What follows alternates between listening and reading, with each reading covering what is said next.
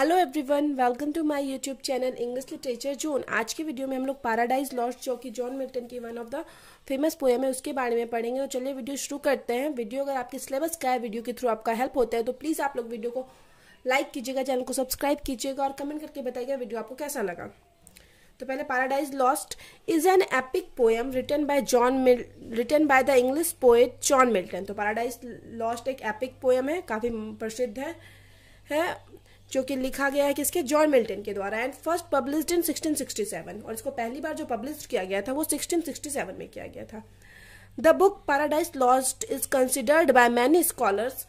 जो बुक है Paradise Lost को कंसिडर्ड माना गया many scholars to be Milton's best work. मतलब बहुत सारे विद्वानों के द्वारा पैराडाइज लॉस्ट को जॉन मिल्टन का बेस्ट वर्क माना गया, and solidifies his place as one of the greatest English poets of all time। और यही जो उनका मतलब पोएम है पैराडाइज लॉस्ट, उनके मतलब प्लेस को निश्चित करता है कि उनको ऑल टाइम मतलब हमेशा के लिए इंग्लिश लिटरेचर का one of the greatest poet बना देता है, बस उनका एक work Paradise Lost. Poets such as, कवि जैसे कि William Blake, William Wordsworth and Thomas Hardy was much influenced by John Milton. ये सब जॉन मिल्टन से काफ़ी प्रभावित हुए थे। अब आगे, द स्टोरी बिगिंस विथ, ये जो स्टोरी शुरू होती है पैराडाइज लॉस्ट की स्टोरी शुरू होती है with Satan and his devil, मतलब सैटन और उसके डेविल यानी उसके राक्षस, इन हेल, मतलब वो नर्क में है। After they have been defeated by God's army, जब उनको मतलब गॉड के आर्मी के द्वारा हरा दिया जाता है तब वो लोग नर्क में है, यहाँ से नर्क में है, यहाँ से स्टोरी शुरू होती है। They discuss how they will continue their revolt against God. वो लोग डिस्कस कर रहे होते हैं उस चीज पे, कैसे वो अपने मतलब बदला को मतलब विद्रोह को कंटिन्यू रखेंगे आगे, भगवान के अगेंस्ट जो विद्रोह कर रहे हैं उस विद्रोह को कैसे कंटिन्यू रखेंगे आगे।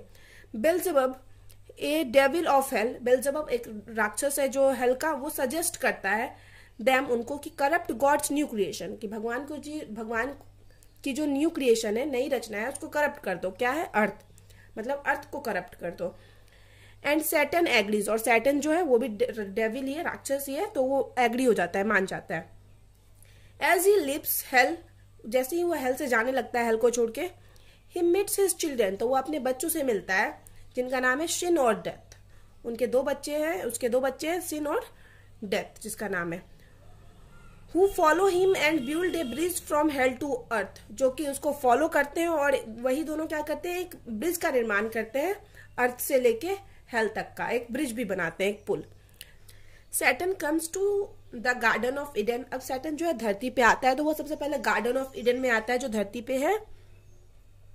And its beauty causes of his envy, और इसकी जो सुंदरता है गार्डन ऑफ ईडन की, वो उसके एनवी यानी ईर्ष्या का कारण बनती है। क्यों ईर्ष्या करते हैं कि भगवान क्यों अर्थ को इतना सुंदर बनाया है, गार्डन ऑफ ईडन को इतना सुंदर बनाया है और नर्क को इतना गंदा तरीके से बनाया है, तो इस वजह से वो ईर्ष्या करने लगता है। ही रिजॉल्व्स दैट, वह संकल्प लेता है कि he will destroy the beautiful creation of God, वह संकल्प लेता है उसके समय ये देखने के बाद कि वह इस भगवान की सुंदर सी जो रचना है, क्रिएशन है, उसको डिस्ट्रॉय कर देगा, खराब कर देगा, बर्बाद कर देगा। अब आगे है, in the garden of Eden, garden of Eden में Satan sees Adam and Eve, Satan किसको देखता है? एडम और ईव को देखता है। द फर्स्ट ह्यूमन एंड, जो कि फर्स्ट ह्यूमन रहते हैं, पहले मानव, भगवान द्वारा बनाए गए पहले मानव है एडम और Eve. And overhears them discussing God commandment forbidding them from eating the fruit of the tree of knowledge, और क्या करता है? ओवरहियर देम, और उनको सुनता है डिस्कसिंग गॉड्स कमेंडमेंट, कि वो भगवान की मतलब कमेंडमेंट, मतलब भगवान उन लोग को मतलब निर्देश दिए हुए थे, मना किए हुए थे फ्रूट खाने के लिए, ट्री ऑफ नॉलेज का, तो वही चीज पे ये लोग डिस्कस कर रहते हैं एडम और ईव। तो यही चीज ये सुनता है सैटन कि वो लोग बात कर रहे हैं कि भगवान उन लोग को ट्री ऑफ नॉलेज का फ्रूट खाने से मना किए हुए हैं। दैट नाइट, उसी रात, while Adam and ewe sleep, जब वो लोग सोते हैं, देन सैटन कम्स, सैटन आता है, and whisper in Eve's ear, और ईव्स के कान में कुछ फुसफुसाता है। The archangel Gabriel find Satan, archangel है जो मतलब भगवान का दूत है, गैब्रियल फाइंड सैटन, उसको सैटन मिल जाता है, एंड कन्फ्रंट्स हिम, और उसको मतलब उसका सामना करता है, मतलब गैब्रियल जो है सैटर्न का सामना करता है। सैटर्न कंसिडर्ड फाइटिंग, और सैटर्न भी मतलब लड़ाई के लिए तैयार हो जाता है।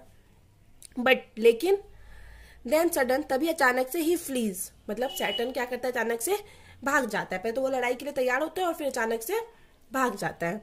ईव वेक्स अप, अब ईव जो है जागती है from a dream about disobedience, और ईव जागती और मतलब उस सपने से जिसमें वो सपना देख रही थी डिस ओबीडियंस, यानी मतलब वो ऐसा सपना देख रही थी जिसमें वो डिस ओबीडियंस कर रही थी, मतलब भगवान की आज्ञा का पालन नहीं कर रही थी। वो ये ट्री ऑफ नॉलेज का जो फ्रूट है उसको खा रही थी, जिसको कि भगवान मना किए हुए थे। तो उस सपने से जागती है।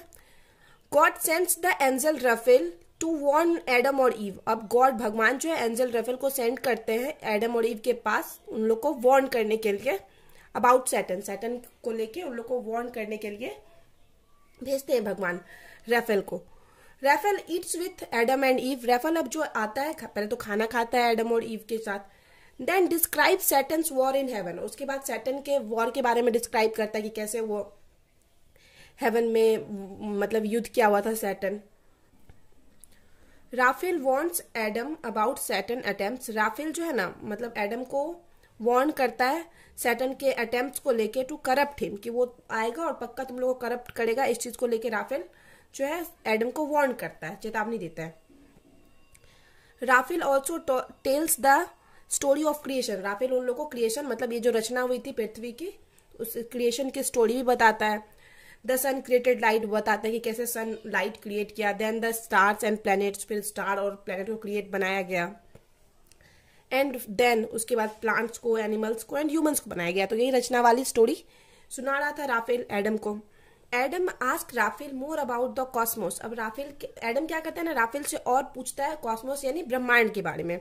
But Raphael wants him about seeking too much knowledge, और यहाँ पे फिर राफेल क्या करता है, उसको मतलब मना कर देता है कि नहीं तुम अब कुछ ज्यादा जानने की कोशिश कर रहे हो, ज्यादा नॉलेज लेने की कोशिश कर रहे हो, ये बोल के चुप करवा देता है। Adam tells Raphael his first memories, Adam क्या करता है, राफेल को अपनी पहले मेमोरी के बारे में बताता है, पहली याद के बारे में। एंड एडमिट्स, और यह स्वीकार करता है his physical attraction to Eve, कि उसको मतलब कुछ फिजिकल अट्रैक्शन है ईव को लेकर। And then Raphael returns to heaven, और ये सब बात होने के बाद जो राफेल है जो हेवन से आया था वो हेवन फिर वापस चला जाता है। After 7 days Satan return to Eden, अब सैटर्न जो ईडन से भाग गया था वो फिर से वापस आता है ईडन में 7 दिन बाद। एंड पोजेसेस ए सर्पेंट, और उसके पास एक सांप भी रहता है। Meanwhile Eve suggest that she and Adam work separately, और तभी ईव जो है ना एडम को सजेस्ट करती है कि वो और एडम जो है सेपरेटली काम करेंगे, मतलब अलग अलग काम करेंगे। एडम रेसिस्ट दिस, एडम पहले तो इस चीज को का विरोध करता है कि नहीं, रेसिस्ट दिस आइडिया, पहले तो इस मतलब आइडिया का विरोध करता है, बट रिलेंट्स, लेकिन फिर बाद में मान भी जाता है। Saturn finds Eve and flatters her, अब सैटर्न क्या करता है, ईव को ढूंढता है और उसकी चापलूसी करने लगता है। She ask how he learned to speak, अब सी आस्क यानी यहाँ पे ईव उससे पूछती है कि तुमको बात करना कैसे आया। एंड सैटर्न सेज, और सैटर्न फिर रिप्लाई देता है he ate the fruit of the tree of knowledge, कि वो रिप्लाई देता है कि हम जो वो फ्रूट मतलब ट्री ऑफ नॉलेज का फ्रूट खा चुके हैं, इस वजह से उसको बात करना आया। ही सजेस्ट दैट, वह सजेस्ट भी करता है उसको, ही सजेस्ट दैट ईव को भी सजेस्ट करता है should eat the fruit to prove her courage, कि तुमको अपने साहस प्रूव करने के लिए, मतलब उसको उकसाता है पूरी तरह से कि तुम अपने साहस को प्रूव करने के लिए वो फल खा के दिखाओ। And to become a goddess, और तुम वो फल खाने के बाद क्या एक गॉडेस भी बन जाओगी, देवी बन जाओगी।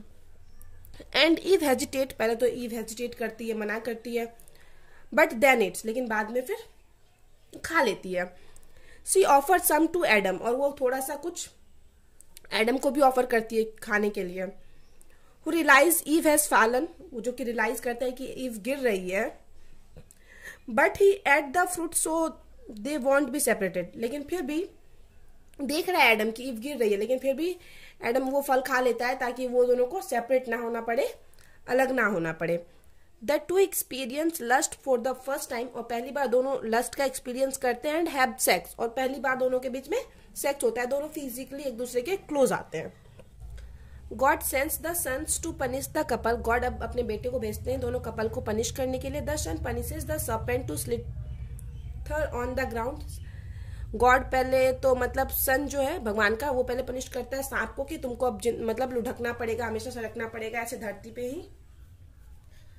Ewe to have pain in childbirth, Eve को ये पनिशमेंट मिलती है कि अब उसको चाइल्ड बर्थ का पेन सहना पड़ेगा। And submit to her husband, और जो फिर बाद में वो अपने हस्बैंड को सबमिट करेगी। And Adam to labour for his food, और एडम को मेहनत करनी पड़ेगी अपने बच्चों के भोजन के लिए। तो यही इन लोग का पनिशमेंट होता है, क्योंकि इससे पहले इन लोग को मतलब कोई भी पेन या फिर किसी भी तरह की मेहनत करनी नहीं पड़ती थी। लेकिन जो फुल फल खा लिए थे ट्री ऑफ नॉलेज का, तो उसके बाद इन लोग को ये पनिशमेंट मिलती है। Meanwhile Satan returns to hell, तभी सैटर्न क्या होता है, हेल वापस चला जाता है। And send sin and death to affect the earth, और फिर अपने बेटे सीन और डेथ को भेजता है कि जाओ तुम लोग अब अर्थ को अफेक्ट कर दो। Satan and the devil are punished by being turned into serpent, Satan और डेविल जो भी थे मतलब राक्षस जो हेल के थे और जो सैटर्न था, उन लोग को भी पनिशमेंट मिलती है कि उन लोग अब सांप में बदल जाएंगे। आफ्टर द फॉल, फिर उसके बाद क्या होता है, the angels rearrange the earth to make it less hospitalized, अब जो एंजल है मतलब अरेंज कर रही थी अर्थ को। And the animals became carnivorous and friendly, और यहाँ के जो जानवर थे ना एनिमल्स, वो भी मतलब कार्निवोरस बन गए थे और अनफ्रेंडली भी बन गए थे। Adam and ewe blame each other, Adam और ईव दोनों एक दूसरे को दोष दे रहे थे एंड फाइट और लड़ाई भी कर रहे थे। Then Eve accept the blame, उसके बाद ईव जो है एक्सेप्ट करती है अपनी गलती को। एंड कंसिडर सुसाइड, और सुसाइड करने की कोशिश करती है। Adam suggest they have revenge on Saturn, Adam अब सजेस्ट करता है उसको कि हम लोग को उसको रिवेंज लेना चाहिए सैटर्न से। By being obedient to God, मतलब भगवान के लिए आज्ञाकारी होने हैं वो लोग, इस वजह से उन लोग को उनको क्या करना चाहिए, सैटर्न से क्या रिवेंज लेना चाहिए। And they both weep and repent, और दोनों बहुत ज्यादा रोते हैं और पछतावा करते हैं। God sends Michael to expel the couple from paradise, अब भगवान जो है माइकल उनका एक एंजल है, उसको सेंड करते हैं कि दोनों कपल को निकाल दो इस पैराडाइज से, गार्डन ऑफ ईडन से।